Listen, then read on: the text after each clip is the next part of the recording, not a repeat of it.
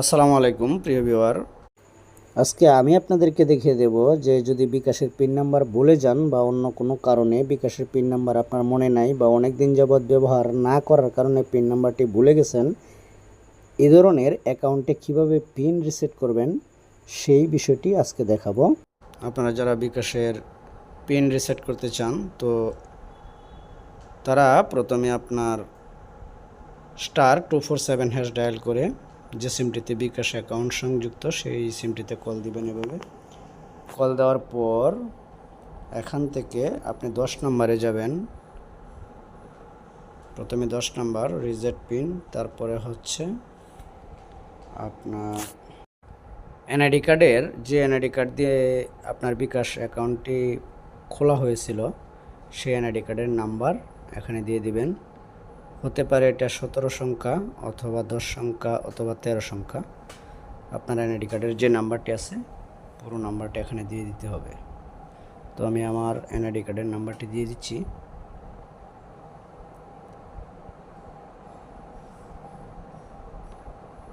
এবার আপনার জন্ম সালটা দিতে হবে। আইডি কার্ডে যেভাবে আছে এইভাবে আইডি কার্ড দেখে আপনার জন্ম সালটা এখানে দিয়ে দিবেন।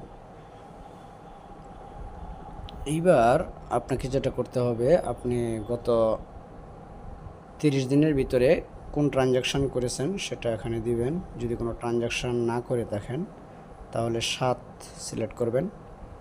আর প্রথম থেকে send money, mobile recharge, cash out আপনি যেটা করেছেন সেই নাম্বারটাই এখানে দিয়ে আবার সেন্ড করবেন।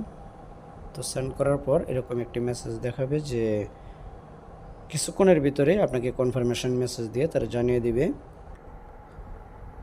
তো এখন আমরা চলে যাব মেসেজে, মেসেজটি চেক করব। বিকাশ থেকে যে মেসেজটা আসছে এটা আগে পড়ব।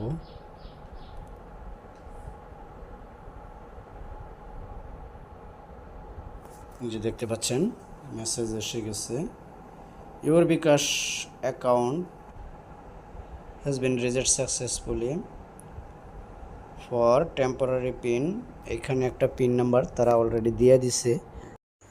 পিন সেট করার সময় অবশ্যই মনে রাখবেন 1 2 3 4 5 অথবা 5 4 3 2 1 এরকম সিরিয়ালি সংখ্যা ব্যবহার করবেন না, সম্পূর্ণ এলোমেলো সংখ্যা দিবেন। তো আমরা বিকাশ অ্যাকাউন্টে প্রবেশ করতেছি।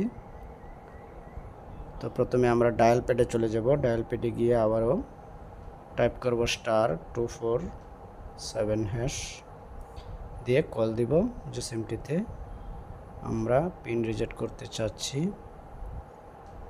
তো দেখতে পাচ্ছেন একটা অপশন আসছে মাই বিকাশ। এখন মাই বিকাশে প্রবেশ করব। এখন চেঞ্জ পিন একটা অপশন আসছে, দেখতে পাচ্ছেন চেঞ্জ পিন। এখন আমি 1 নাম্বার দিয়ে আবার সেন্ড করব। তো এখন হচ্ছে ওল্ড পিন আপনি তো পিন নাম্বার জানেন না। এখন এই মেসেজের মাধ্যমে যে পিন নাম্বারটা দেওয়া হয়েছে এটাই আপনার ওল্ড পিন। এটা দেওয়ার পর এখন নতুন করে পিন সেট করব। তো এখন যে পিন নাম্বারটি দিচ্ছি সেটি হচ্ছে, আমি নতুন পিন নাম্বার এখন সেট করতেছি। প্রথমে দিয়ে আবারও কনফার্ম নিউ পিন দেওয়ার পর এবার সেন্ড বাটনে ক্লিক করব। তো এখন দেখতে পাচ্ছেন your mobile menu pin has been change successfully, অর্থাৎ আপনার বিকাশের পিন চেঞ্জ হয়ে গেছে। তারা যে টেম্পোরারি পিনটা আপনাকে দিয়েছিল সেটা ওল্ড পিন হিসাবে ব্যবহার করবেন এবং আপনি নতুন করে নিউ পিন 2 বার দিবেন। দেওয়ার পর আপনার পিনটা চেঞ্জ হয়ে যাবে। তো এই প্রক্রিয়ায় আপনারা যদি পিন নাম্বার ভুলে যান অথবা অন্য কোনো সমস্যার কারণে পিন রিসেট করার দরকার হয় তো এই নিয়মে আপনারা করতে পারবেন। এখন দেখতে পাচ্ছেন পুরো মেনু এসে গেছে। এখন আমি বিকাশের ব্যালেন্সটা চেক করতেছি।